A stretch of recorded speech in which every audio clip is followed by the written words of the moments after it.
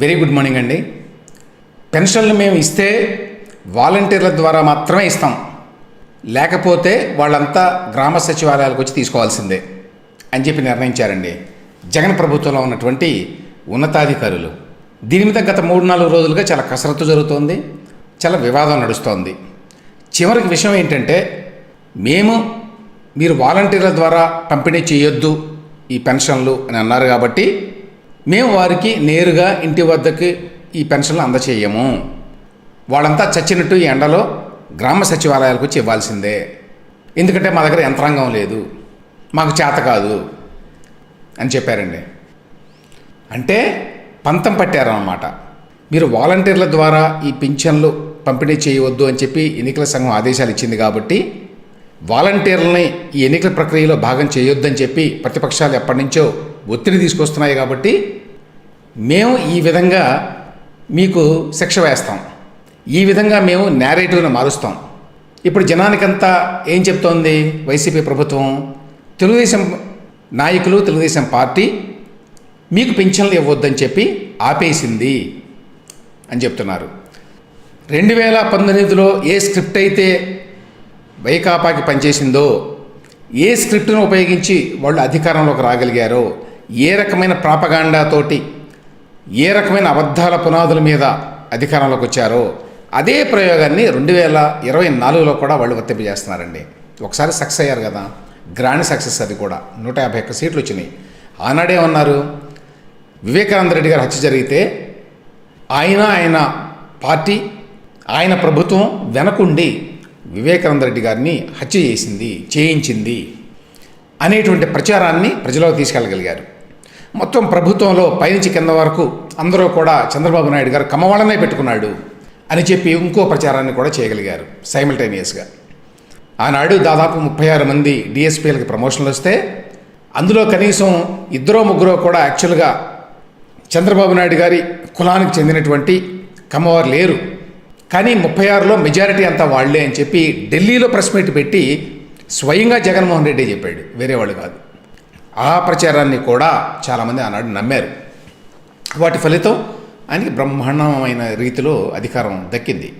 ఇప్పుడు కూడా అదే మరి న్యాచురల్గా ఒకసారి సక్సెస్ అయినప్పుడు అదే ప్రయోగం, అదే స్క్రిప్టు మళ్ళీ ఉపయోగిస్తున్నారు. ఇప్పుడు పెన్షన్లు ఆపేసి, పెన్షన్లు రాకుండా చేసి, పెన్షన్లు ఇవ్వడంలో ఆలస్యం చేసి, పెన్షన్లు ఇవ్వడానికి ముప్పు తిప్పలు పెట్టి, తద్వారా ఇదిగో తెలుగుదేశం పార్టీ, ఇతర ప్రతిపక్షాలు మీకు పెన్షన్లు అందకుండా చేసినాయి, మళ్ళీ మీరు మాకు ఓటేస్తే కానీ మీకు పెన్షన్లు రావు అనేటువంటి మెసేజ్ని ప్రజల్లోకి తీసుకెళ్ళడానికి ఇన్ని రకాల ప్రయత్నాలు చేయాలో అన్ని రకాల ప్రయత్నాలు వైకాపా వాళ్ళు చేస్తున్నారండి.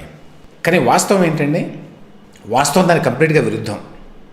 వాళ్ళ ప్రచారం మాత్రం ఏ స్థాయిలో ఉంది? పెన్షన్లు ఆపింది చంద్రబాబే, పెద్ద బ్యానర్ హెడ్లైన్ సాక్షి పత్రికలో.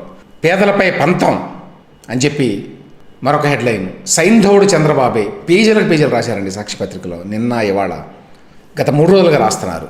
స్వయంగా జగన్మోహన్ రెడ్డి గారే ఆయన సిద్ధం సభల్లో పెన్షన్లు ఆపింది చంద్రబాబు నాయుడే అని చెప్పి స్పష్టంగా అన్నాడండి. మదనపల్లి సభలో సీఎం వైఎస్ జగన్ వాళ్లే ఆపుతున్నారు.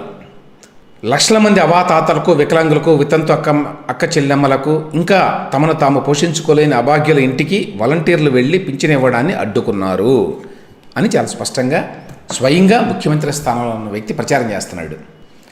దీని మీద మరి ఎన్నికల సంఘం స్పందించాల్సిన అవసరం లేదా? వాస్తవం ఏంటి జరిగింది? వాస్తవం ఏంటంటే, మీరు వాలంటీర్లను ఉపయోగించి పెన్షన్లతో పాటుగా మీ ప్రచారం చేసుకుంటున్నారు. అందువల్ల వాలంటీర్లను పక్కన పెట్టి గ్రామ సచివాలయాల ఉద్యోగుల ద్వారా, ప్రభుత్వ ఉద్యోగుల ద్వారా ఈ పెన్షన్లు పంపిణీ చేయండి అని సిటిజన్స్ ఫర్ డెమోక్రసీ సంస్థ ఎన్నికల కమిషన్కి ఒక అప్పీల్ చేసిందండి. వీళ్ళు అడ్డుకుంటే ఎన్నికల కమిషన్ అందులో మరి ఆ కుట్రలో ఒక భాగమైందా? ఎన్నికల కమిషన్ కూడా ఈ కుట్రలో భాగమైందని జగన్మోహన్ రెడ్డి గారు, వైసీపీ వాళ్ళు అంటున్నారా అనేది చాలా ఇంపార్టెంట్ పాయింట్. ఎన్నికల సంఘం తీసుకున్న నిర్ణయాన్ని తెలుగుదేశం పార్టీకి అంటగట్టి, ప్రతిపక్షాలకు అంటగట్టి, తద్వారా రాజకీయ లబ్ధి పొందాలని చెప్పి జగన్మోహన్ రెడ్డి గారు ప్రయత్నిస్తున్నాడు. వాస్తవంగా జరిగింది ఏమిటంటేనండి, 1వ తేదీన యాక్చువల్గా డబ్బులు రిలీజ్ కావాలి. 2000 కోట్ల రూపాయలు దాదాపుగా ఈ పెన్షన్లకు అవుతుంది. 66 లక్షల మందికి అందించాలి కాబట్టి. అయితే వీళ్ళు మార్చి 16వ తేదీ నుంచి మార్చి 30వ తేదీ మధ్యకాలంలో అక్కడ ఇక్కడ ఉన్నవి లేనివి అప్పులన్నీ పుట్టించి 13,000 రూపాయలు సేకరించి అవన్నీ ఏం చేశారో తెలుసా? అవన్నీ కూడా వీళ్ళకి కావాల్సిన కాంట్రాక్టులకు ఇచ్చుకున్నారు. దాని మీద కూడా ఎన్నో వార్తలు వచ్చినాయి. ఏమిటి? First come first served basis మీద ఒకవేళ పాత అప్పులు ఏమైనా ఉంటే ఇవ్వాలి. అసలు లక్షల కోట్ల రూపాయల అప్పులు ఉన్నాయండి కాంట్రాక్టర్లకి. అందులో అందరికేమీ ఇవ్వలేదు.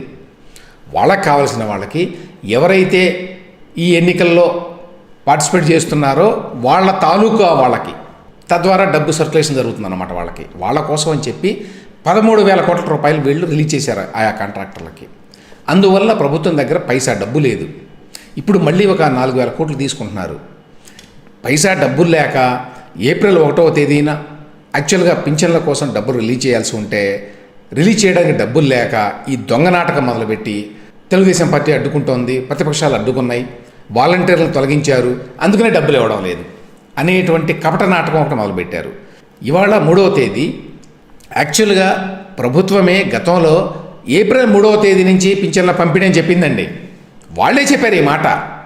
కాబట్టి 1వ తేదీన పింఛన్లు ఇవ్వకపోవడానికి కారణం ఎన్నికల సంఘము కాదు, లేకపోతే ప్రతిపక్షాలు కాదు.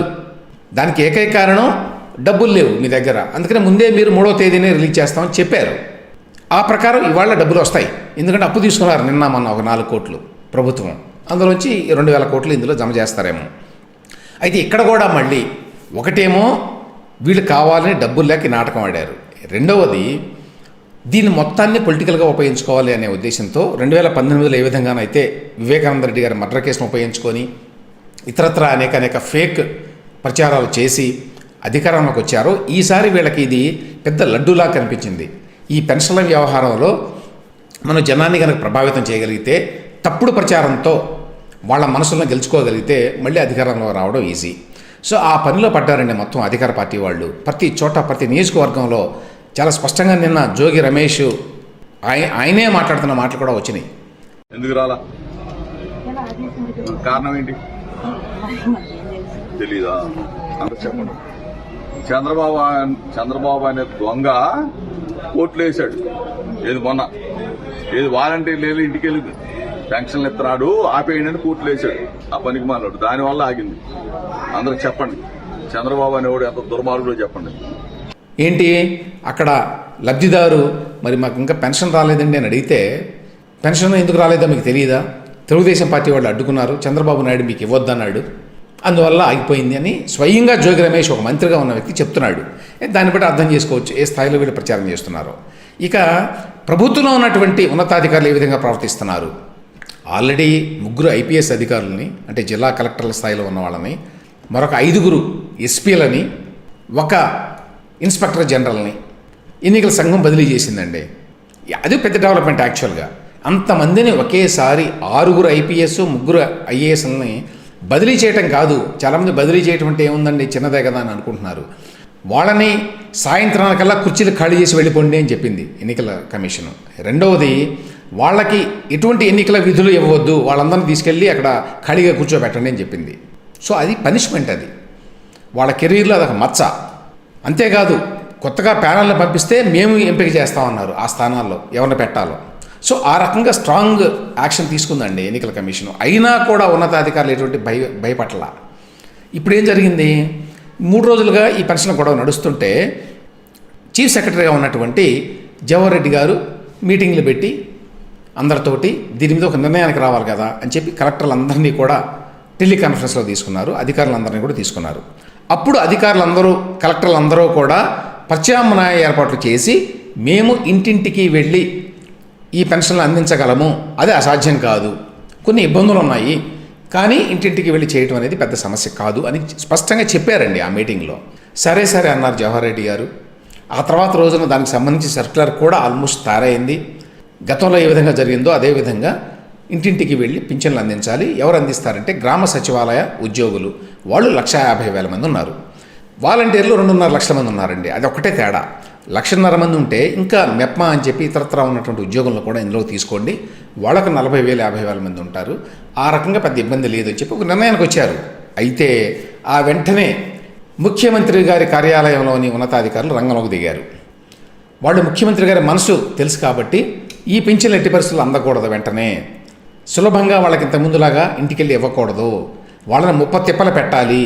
ముప్పతిప్పలు పెట్టి వాళ్ళకి మీకు ముప్పతిప్పలు ఎందుకు వచ్చినాయి అంటే చంద్రబాబు నాయుడు, టీడీపీ, ప్రతిపక్షాలు అని చెప్పాలి, ఆ మెసేజ్ వెళ్ళాలి జనంలోకి అనేటువంటి ఉద్దేశంతో వీళ్ళు మళ్ళీ ఏం చేశారు, లాస్ట్ మినిట్లో మార్చేశారండి. దాన్ని మార్చి కొత్తగా నిన్నగా సర్క్యులర్ వచ్చింది, 3-4 పేజీల సర్క్యులర్. ఆ సర్క్యులర్లో ఎంతసేపటికి ఏ విధంగా ఈ పెన్షన్లు ఇంటింటికి పంపిణీ చేయటం అసాధ్యం, ఇన్ని రకాల ఇబ్బందులు ఉన్నాయి, ఇదిగో ఇది ఇబ్బంది, అది ఇబ్బంది అని చెప్పి ఆ ఇబ్బందులు అంటూ అవన్నీ లిస్ట్ అవుట్ చేసుకుంటూ రాసుకుంటూ వచ్చారు. అంటే దాని వెనక ఆలోచన ఏంటి, ఇంటింటికి పింఛన్లు పంపిణీ చేయకూడదు, చేయడం సాధ్యం కాదు అని చెప్పడం ఆ సర్క్యులర్ ఉద్దేశం.